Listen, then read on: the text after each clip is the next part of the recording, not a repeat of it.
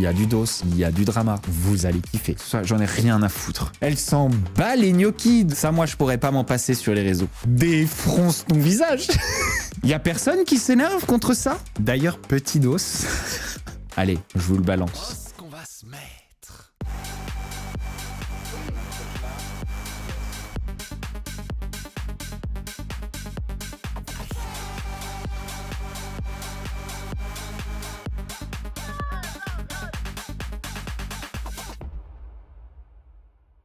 Salut les cracos. Ça va ou quoi? On a beaucoup de trucs très cool à faire. On va commencer par les stories de Maïsan. Maïsan, elle a fait des stories qui sont très importantes sur l'émission The Cerveau. Je sais pas si vous les avez vues, mais du coup, on va en faire un petit react. Et comme ça, on va pouvoir en parler ensemble. On va aussi parler de ce réel que j'avais pas vu, de Vivi, qui dit qu'elle quitte la France parce que l'éducation nationale française est de la merde et que la France c'est de la merde et que la France ne la mérite pas. On va en parler aussi. Je vais juste faire une petite mise au point avant parce que vous vous doutez bien que j'ai reçu des tonnes et des tonnes d'insultes et de menaces suite à mon live d'hier et à la rediff que j'ai posté sur YouTube. Encore juste à l'instant là, j'ai reçu des insultes et des menaces de violence carrément. Ouais, si tu viens là, je vais te trouver et voilà. Je vous dis pas la suite parce que ça se dit pas, c'est des mots sales. Parce que j'ai condamné le terrorisme. Alors je voudrais juste que vous sachiez que ces gens-là, c'est des morts vivants pour moi. Genre, je ne les considère absolument pas comme vivants. Ils ont absolument aucune importance pour moi. C'est comme s'ils existaient même pas. Je les bloque et je n'aurai plus jamais de nouvelles d'eux de ma vie. Je les ai supprimés de ma réalité. Vous voyez ce que je veux dire? On s'en fout, moi je suis pas en train de, comment dire, de me plaindre ou de me mettre en victime ou quoi que ce soit. J'en ai rien à foutre. Vraiment, j'en ai rien à foutre. Je m'en fous de ces gens. Ils me font pas peur du tout. Par contre, il y a une petite leçon à tirer de ça. C'est que les gens n'existent dans votre réalité que parce que vous leur donnez de l'importance. Que parce que vous les laissez exister dans votre réalité. Mais à partir du moment où, moi, genre c'est mécanique. T'as un truc à dire, t'es bloqué, tu dégages. Ta vie, c'est de la merde, je te bloque, je m'en fous. Vraiment, je m'en fiche. Mais par contre, pour vous, retenez ça. Genre, vous avez pas besoin de les tuer pour qu'ils existent plus dans votre réalité. Ta réalité, c'est ton monde. Là où tu regardes pas, ça n'existe pas. Et ne vous prenez pas la tête pour des trucs qui n'existent pas pour vous, tout simplement. Parce que moi, ici, c'est mon monde. Il y a bien assez de monde qui veut ici venir voir mon monde et qui veut venir suivre mes lives pour que je m'emmerde avec des gens qui sont là pour faire chier, pour soutenir le terrorisme ou pour... ça m'intéresse pas. Voilà. Donc moi...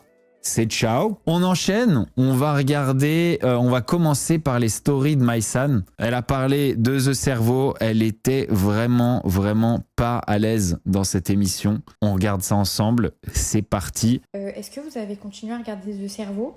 Et est-ce que vous avez vu quand je suis revenue et que j'ai fait croire aux gens que genre je revenais pour le jeu? Est-ce que vous avez vu la tête des gens comme ils étaient dégoûtés? Et je vous explique, à la télé, c'était même pas retranscrit 10% de leur dégoût envers moi. Genre, quand je suis arrivée, qu'ils ont vu ma tête et qu'ils ont vu que je leur ai dit « Ouais, vas-y, je reviens et tout ». Moi, je regarde pas The Cerveau, mais ceux qui regardent, j'ai jamais vu Maïsan détesté par les gens. C'était à ce point-là? Ah ouais, ça dit oui. Et la tête de ma mère, il y en a, ils ont enlevé leur micro. Ils ont dit « Ouais, non et tout, on tourne plus, machin et tout ». Est-ce qu'on enlève le pain de la bouche des gens comme ça? Ça peut te faire quoi que je sois payée un jour de plus? Pas qu'est-ce que tu veux en fait? Ils ont enlevé leur micro pour pas que Maïsan revienne. Qui a pu être le leader d'un tel mouvement? Vous pouvez pas le voir. Vous voyez, c'est pour ça que je vous disais, ce tournage, il était horrible. Les gens, comment ils étaient aigris, comment ils pouvaient pas voir ma gueule. C'est un truc de fou. Moi, ce que je me demande, c'est comment des gens qui sont plutôt... je veux dire, il n'y a pas plus que ça de potes de Vincent dans cette émission. Comment des gens qui sont plutôt neutres vont aller tous suivre ce bully insupportable? Je comprends pas. Comment il n'y a pas plus de gens qui se sont opposés à lui? Comment il n'y a que Nicolo qui l'envoie chier, en fait, alors qu'il est capable de monter tout le monde contre Maïsan, par exemple? Ils ont voulu faire la grève du travail, mais vous êtes des zinzins. Vraiment, ce tournage, il y avait une aura trop bizarre. Les gens, ils étaient trop chauds. Je sais que des fois, je suis relou de ouf. En vrai, faut me supporter. Mais là, on dirait que j'avais tué un animal de compagnie de quelqu'un. Ils pouvaient pas me blairer. Et dis-toi carrément, quand j'ai quitté, quand j'ai perdu et tout au duel, bon, vas-y, moi, en vrai, j'en avais rien à foutre et tout. C'est un jeu, c'est rigolo. Ouais, en fait, c'est parce que là, je vois vos commentaires. Dans l'émission, c'était beaucoup d'anciens. Et en fait, tous les anciens, ils se sont tenus les coudes. C'est une dinguerie. On a rigolé 5 minutes, mais de toute façon, je reste jamais longtemps. Donc, Merci Flo. Ça me va très bien. Allez, 5 jours, c'est parfait, c'est plié. J'ai parlé avec la prod et tout, et ils étaient en mode... Bon, Maïsan, vas-y, on va trouver une solution, on va te faire revenir. Genre, reste dans les parages, quitte pas Paris et tout. On va te rappeler, tu vas revenir, tu vas rentrer dans le jeu. Parce qu'il y avait des gens qui devaient sortir parce qu'ils avaient d'autres tournages. Et ils m'ont dit en mode, comme t'as été le choix du public, genre numéro 1 et tout le premier jour, il y a une méca où on peut te faire revenir. Merci June, merci. Je leur ai dit, mais non, les enfants. Non, je veux pas revenir. Vraiment, don't call me. Maïsan, elle me fume parce qu'elle elle a toujours eu la même philosophie que moi par rapport à toutes ces télés. On adore venir pour 4-5 jours au début et partir. Et les gens croient qu'on est dégoûté d'être éliminé. On adore ça. On adore venir vite fait, foutre un peu le bordel, voir un peu qui est à chier, qui est cool, et puis se barrer. On a toujours rigolé là-dessus tous les deux et on n'a aucune envie de revenir une fois qu'on s'est barré. Genre, je me suis toujours retrouvé en elle là-dessus. Ever again. Genre, pas du Never tout. again. Je veux bien venir, je fais un petit happening. J'adore quand elle parle anglais, comme ça, Maïsan. je vois mes copines et tout, c'est rigolo. Par contre, je ne reviendrai pas sur ce tournage de la mort qui tue. C'est mort. Je savais très bien que si je leur disais que j'allais revenir, ils allaient me faire un pressing en mode pressing sur la production, en mode ouais, si elle revient, on se barre tout. Mais ce qui est marrant, c'est que là, je vois tout le monde est d'accord, tout le monde est là, Vincent, le mec le plus détesté de France, Vincent. Moi, il y a 6 mois, je vous disais ça. Il y a 6 mois, je faisais venir Vincent Ramonet qui disait la même chose. Les gens, ils l'ont accusé de mentir. Tout le monde s'est jeté sur nous. Tout le monde nous a terminé. Sergueï, il m'en a parlé aussi. Moi, je n'ai fait que relater des faits. Moi, j'en ai été victime aussi. C'est-à-dire, j'en ai été victime à l'époque quand j'ai fait Secret Story. Tout le monde a dit, ouais, Bastos, t'es un haineux, tu dis n'importe quoi, etc. Regardez maintenant. Ceux qui savent combien de fois c'est arrivé ça. Arrêtez de remettre en question. Écoutez-moi. Moi, je les vis ces trucs-là. Moi, j'y suis sur les tournages. Tout ce que je vous ai toujours dit sur les tournages, je l'ai vécu, je l'ai vu. Alors ça met du temps à ce qu'on sache les choses, ça met du temps à ce que ça se voit à l'image. Parfois il y en a qui réussissent même à ce que ça se voit jamais à l'image. Mais faites-moi confiance parce que moi j'ai toujours dit ce que personne n'osait dire, j'ai toujours dit ce que tout le monde voulait cacher et on a toujours douté de moi. Et avec le temps, voilà. Par contre, il y a un truc, il y a une question que je me suis posée tout à l'heure qui est assez intéressante. C'est essayer de trouver dans les victimes de Vincent Queijo, dans l'histoire, un dénominateur commun. Genre Vincent Ramonet, Nicolo, moi. Je vous laisse vous creuser les méninges. Essayez de trouver un dénominateur commun. Essayez de trouver peut-être ce qui énerve Vincent Queijo et ce qui fait que il essaye toujours de monter tout le monde contre lui. Comment il fait pour avoir autant d'emprise sur les autres? Parce que là, on retrouve ça un petit peu avec Maïsan aussi. Parce que dans Secret, il avait le statut d'ancien peut-être. Peut-être que c'est ça. Je sais pas. C'est pas non plus un mec hyper intelligent, quoi. Comment il fait? Et moi, je pense que sans vous donner le cheminement, etc., merci Don Malou. Je pense que c'est quelqu'un d'extrêmement malheureux. Voilà, et ça se voit sur son visage. Hein. Maïsan va en parler un peu. On a le visage un petit peu qu'on mérite. Et je pense que ce malheur vient de ce trait de personnalité. Peut-être d'un complexe, d'un manque, d'une frustration. Je pense qu'il y a un truc à gratouiller là, mais à mon avis, il faut qu'il fasse un petit peu de soul searching. Il faut qu'il se pose un petit peu des questions, parce que sinon il ne sera jamais heureux. Et malheureusement, quand on est quelqu'un de malheureux et de négatif, on le transmet autour de soi. On continue nos petites stories de Maïsan. C'est tout, c'est exactement ce qui s'est passé. Non mais you are crazy loco, vraiment. J'adore quand elle parle anglais. Mais You're vraiment, crazy loco. Ma phobie, ça me donne envie de changer de métier. J'ai envie de devenir cordonnier, vraiment, laissez-moi. Vous savez, j'en ai fait des tournages. Cordonnière. Et j'en ai fait pas que des bons, on va pas se mentir. Il y a eu des tournages, c'était des sacrés morceaux, la vérité. Mais celui-là, pourtant tout était réuni pour que ce soit génial. Concept trop bien, production de ouf, j'adore cette prod. Les journalistes géniaux, il y avait que des bons journalistes. Bref, tout était réuni pour que ce soit top. Mais il y avait une ambiance, mon frère. On aurait dit qu'on était dans le service comptabilité d'une start-up qui est en train de couler. On aurait dit qu'on bossait chez Michelin en période de grève. En 2017. Une start-up, elle abuse. Ça a brûlé des... Plutôt une vieille entreprise. Devant l'établissement. Non mais calmez-vous en fait. Quand je suis revenue, ils étaient en mode vous savez quoi, venez en mode on enlève tous nos micros, on tourne pas, ils vont faire quoi, ils sont obligés de la virer. Mais qu'est-ce que vous voulez en fait? Est-ce qu'on se comporte de la sorte, les grands adultes? Non mais j'étais choquée, j'étais choc-barre. Vraiment, ça a tiré des gueules de 30 mètres de long.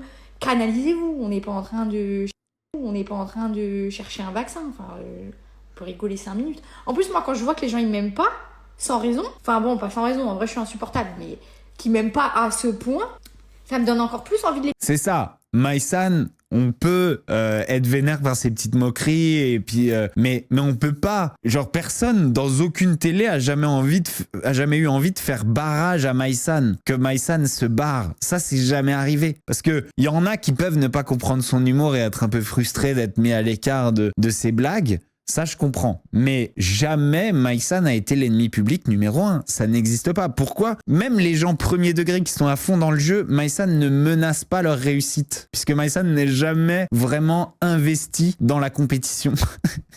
Maïsan est là un petit peu plus pour faire des blagues avec énormément de recul et tout prendre avec un ton extrêmement sarcastique. Elle s'en bat les gnocchis de gagner. Donc il n'y a jamais personne qui a dit « Ah non, pas Maïsan !» Genre elle s'en fout. Mais là, ça traduit quelque chose. Il y a quelque chose de différent. Ça, c'est jamais arrivé. Et piqué. Donc moi, j'étais trop contente de revenir en mode « Hey, je reviens !» Écoute-moi, un enterrement. C'était... Oh là là, les gens, je peux pas. Ça me aigrit comme ça, plus aigri que moi. Merci Elodie. Non. Hello. C'est trop se soigner. Ah, je suis pas la seule à avoir besoin de Xanax. Hein. Faut aller tous faire un tour à la pharma là. Vous voulez que je vous dise un truc que j'ai remarqué? Et en vrai, je suis un peu satisfaite de ça, mais ça, c'est mon côté toxique. C'est mon petit côté toxique. J'ai remarqué, vous savez, nous, les candidats de télé, en vrai, quand on regarde les posts, les publications de W9 et tout, et qu'on regarde les commentaires, on voit, on n'est pas débile, on voit qui est apprécié et qui l'est un peu moins, tu vois. Il y a des personnages qui sont plus ou moins sujets à controverse que d'autres. Et il est vrai, faut pas mentir, que par exemple, ma communauté, la vérité, c'est des bons. La vérité, à chaque fois qu'il y a une publication que je suis dedans, ils sont là en mode on aime trop Maïsan et tout, nan. C'est comme, je te dirais, la communauté de Carla, ils sont pareils, ou la communauté de Nicolo, ils sont pareils, ils sont à fond derrière nous. La vérité, c'est que des bons. Et ça, les autres candidats, ils le voient. Et en vrai, quand W9, il met une publication, et dans la publication, t'as des gens qui disent ouais, on aime trop Maïsan et tout, nan, et que t'en as d'autres qui se font descendre, en vrai, ça leur met les nerfs. Merci Élise. Genre, ça crée une animosité envers les candidats qui sont plus appréciés, alors qu'en vrai, ça veut rien dire. Tu peux avoir une communauté plus ou moins engagée, tu vois. Et moi, c'est vrai que ça fait quelques temps, surtout depuis le The Power de l'année dernière, que la vérité, à chaque fois que W9 ou n'importe qui fait des posts sur moi, la vérité, j'ai trop de chance. Mes abonnés, c'est que des bons. Ils vont tout le temps commenter et tout. Et ça, j'ai compris. Les autres candidats, ils le voient. Et comment ça les saoule.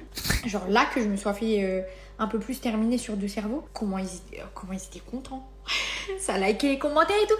Quand tu vois des autres candidats avec qui tu tournes, que toi, tu sais, c'est tes collègues de travail, qu'on sait que vas-y, c'est le travail et tout. Qu'est-ce que vous faites?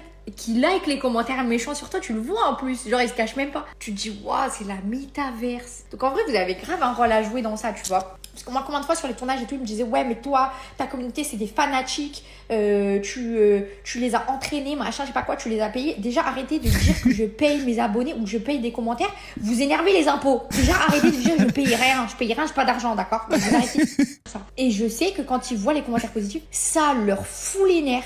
Genre, la réussite des gens, ça fout les nerfs aux autres gens avec qui tu travailles pour faire un divertissement et justement pour plaire aux... Ça, c'est certain. Il y a une jalousie de fou. Moi, j'ai entendu 1 million de fois des gens dire que dans leur milieu, il y a une jalousie de fou. Le truc, c'est qu'elle se voit pas à la télé. Alors du coup, on oublie, on pense pas. Ça s'étend bien plus loin que juste les gens de télé. En général, dans le monde de l'influence, nous, on en fait des voyages presse avec beaucoup d'influenceurs, etc. Genre, t'as l'impression que personne ne peut jamais dire un truc positif et c'est tout sur quelqu'un d'autre. Ça, vous savez pas ça. Mais même sur leurs amis, sur leurs meilleurs amis, hein. Y a personne qui dit jamais waouh, je l'adore, c'est trop stylé ce qu'elle fait ou ce qu'il fait, c'est génial, c'est magnifique, la classe, bravo, je soutiens à fond. Ça n'existe pas. Ouais, c'est trop stylé et tout, mais c'est toujours comme ça.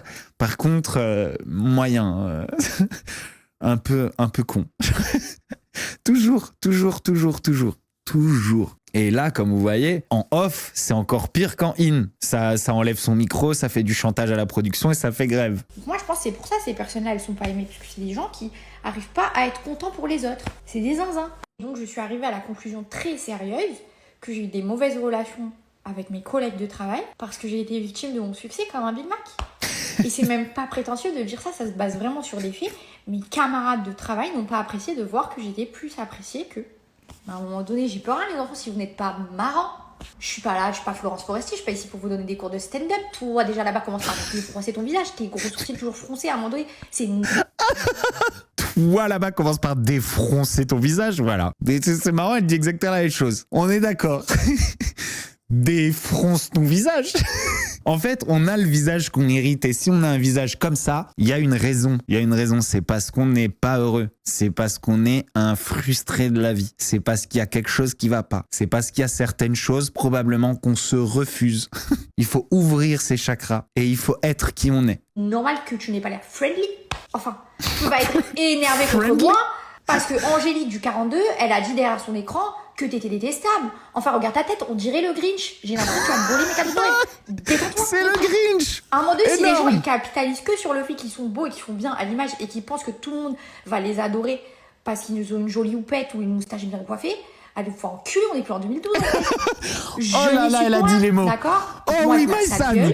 T'as le seum parce que je suis plus appréciée que toi et tu trouves ça injuste.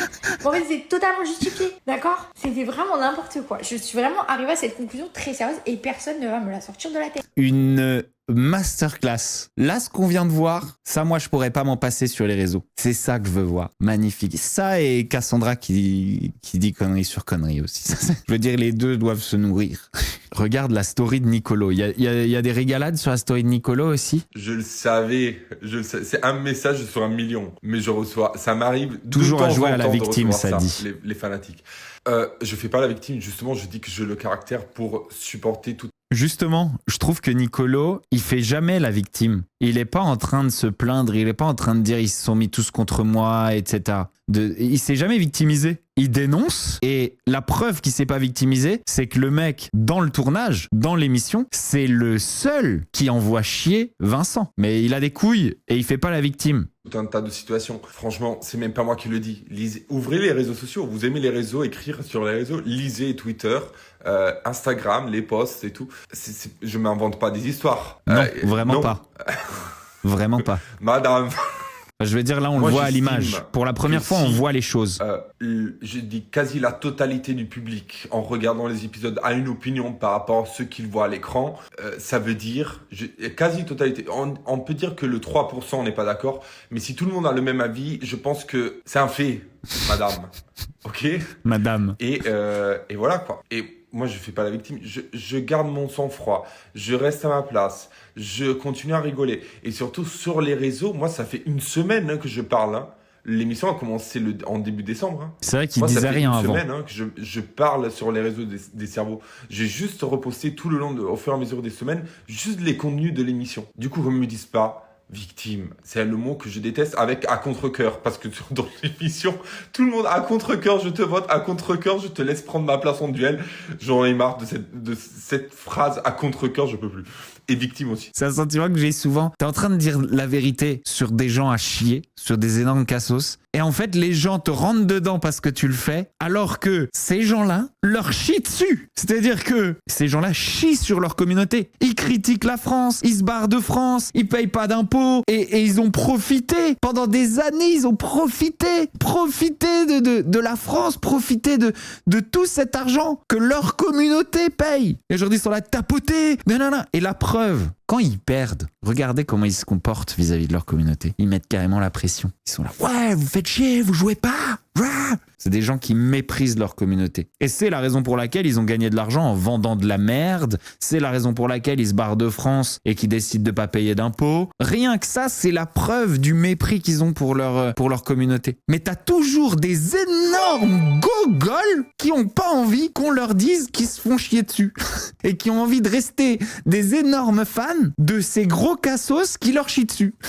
On va passer à une déclaration de Vivi dans un podcast où justement, elle nous donne un exemple probant de ça. Alors il faut savoir, parce qu'il y a des gens qui vont, et je prends quand même la précaution de vous l'expliquer, il faut savoir que Vivi, moi, elle m'a jamais dit des choses comme ça. Et elle a toujours dit qu'elle détestait Dubaï, elle a toujours dit qu'elle voulait rester en France et qu'elle adorait la France, elle a toujours dit que vraiment elle pourrait se sentir bien nulle part ailleurs. Elle avait été à Dubaï avec Maïsan, elle avait dit qu'elle détestait. Hein. Et je l'invente pas, Nicolo l'a dit aussi. Ok, il faut pas tout oublier. Donc ne me dites pas Bastos, tu t'acharnes sur elle, etc. Machin. Non, non, non. Alors que avant tu sortais avec elle. Non, non, non. Là, ce qu'elle dit, c'est complètement l'inverse de ce qu'elle pensait un an avant. Mais on va quand même écouter parce que c'est intéressant. Allez, c'est parti. En France, l'éducation nationale, c'est l'horreur. Le système scolaire, c'est l'horreur. Et je le sais parce que moi, je l'ai très mal vécu, l'école.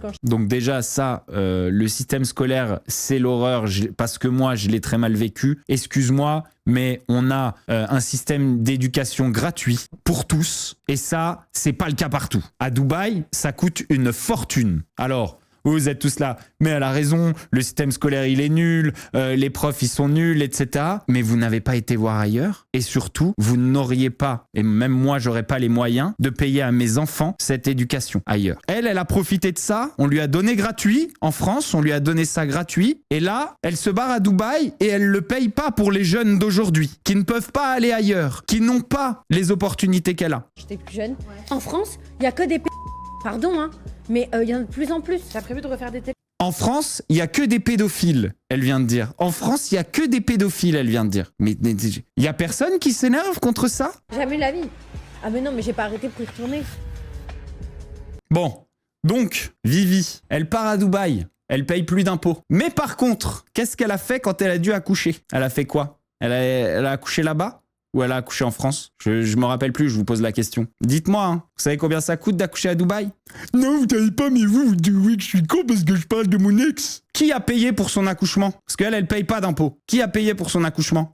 C'est toi qui dis, oh non, mais non, pourquoi tu craches sur ton ex? C'est vous qui avez payé pour son accouchement. Après avoir payé pour toute sa vie jusqu'à maintenant. Après avoir acheté tous les produits de merde qu'elle vous a vendus jusqu'à maintenant. C'est vous. Et là maintenant, elle vient chier sur la France? Moi je trouve que quelqu'un qui dit ça, et je dis pas ça pour elle, plus que pour une autre, plus que pour d'autres, je dis que quelqu'un qui dit ça, ok, qui est capable d'avoir ce discours-là, en profitant des impôts payés par les Français, quelqu'un qui est capable de dire ça, vas-y. Tu sais quoi? Liberté d'expression. Tu as le droit de dire ce que tu veux.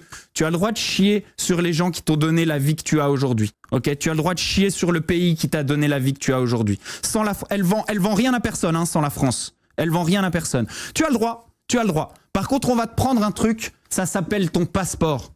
On va te le prendre et après, on va voir comment ça va se passer pour la suite. Voilà.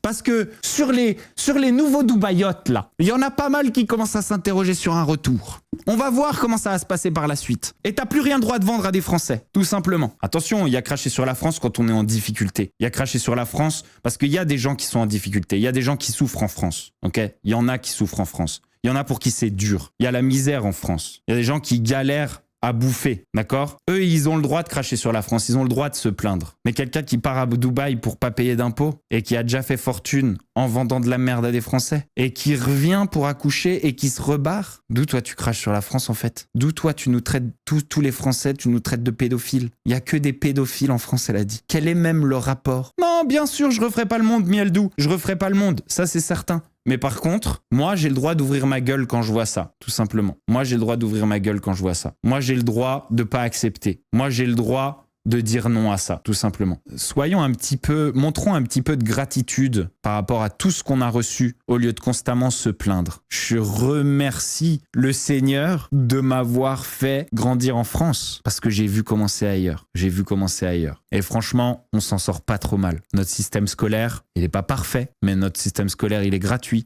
Et notre système scolaire, il est stylé. Et il y a des tonnes de profs qui se démènent toute leur vie pour essayer de faire mieux. Tu penses quoi de la nouvelle chroniqueuse? La nouvelle chroniqueuse, c'est qui pour toi? Est-ce que tu parles de Carla Gebali? D'ailleurs, petit dos, je vais sûrement me prendre la foudre la prochaine fois qu'on va se retrouver ensemble sur le canapé de Samzira, mais petit dos sur Carla Gebali. Ça vous dit ou pas? Vous voyez là, vous êtes là, balance, bastos, balance. Vous voulez du drama, c'est ce qu'on veut, c'est ça qu'on kiffe. Et quand on voit une histoire de drama, on reste dessus. On adore ça. Ben moi aussi. Et c'est comme ça qu'on s'entend nous. Allez, je vous le balance. Donc Carla Gebali qui vient de se de se séparer de notre ami Alex, le tapoteur des live matchs. C'est il n'y a pas longtemps du tout. On est sur un truc d'une semaine, un truc comme ça. Aquababe l'a déjà partagé. Hein. Aquababe l'a partagé. Apparemment, ils se sont séparés parce que malheureusement, Alex ne veut pas habiter à Paris et elle veut pas habiter à Marseille. Voilà. Ça, on le savait. D'ailleurs, force à Aquababe. On a eu une petite embrouille. Peut-être qu'on pourra vous l'expliquer à un moment. On a eu une petite embrouille le mois dernier. Il a quitté mon canal. Il est de retour. On se réentend bien. On a eu une petite embrouille. Il a mal pris un truc. Un jour, je vous l'expliquerai. Il y a du dos. Il y a du drama. Vous allez kiffer. Du coup, Carla Ghebali est sur les applications de rencontres. J'ai croisé Carla Ghebali sur Raya, l'application de rencontres des... soi-disant des élites, c'est pas les élites. Mais au départ, ça l'était. Carla Ghebali est sur Raya, application de rencontre des soi-disant élites, des soi-disant les gens un peu au-dessus qui ne veulent pas rencontrer les gens en dessous. Ça se sentait qu'ils allaient pas faire long feu en vrai. Il est tête brûlée et elle a un caractère fort, ça allait pas le faire. Alors honnêtement, elle le terminait, je trouve. Genre vraiment, c'était la première fois. Attention, hein, Alex, c'est un gros caractère. C'est un mec, genre il se laisse pas faire et tout, machin. Je l'ai jamais vu être plus soumis à quoi que ce soit ou à qui que ce soit qu'à elle. Elle faisait ce qu'elle voulait et lui, il avait pas son mot à dire, tout simplement. Ça allait pas durer, hein. Ça allait pas faire long feu. Si on m'avait demandé, j'aurais dit, je leur aurais donné une espérance de vie en couple très légère. Voilà les amis, c'est tout pour cette vidéo. Si vous l'avez kiffé, vous n'oubliez pas, vous mettez un petit pouce bleu, vous souscrivez à la chaîne, vous activez la petite cloche pour ne louper aucune des vidéos de Bastos TV. J'ai très hâte de vous retrouver sur la chaîne très vite. Je vous fais des gros bisous. Je vous dis à très bientôt. Oh, ce qu'on va se mettre.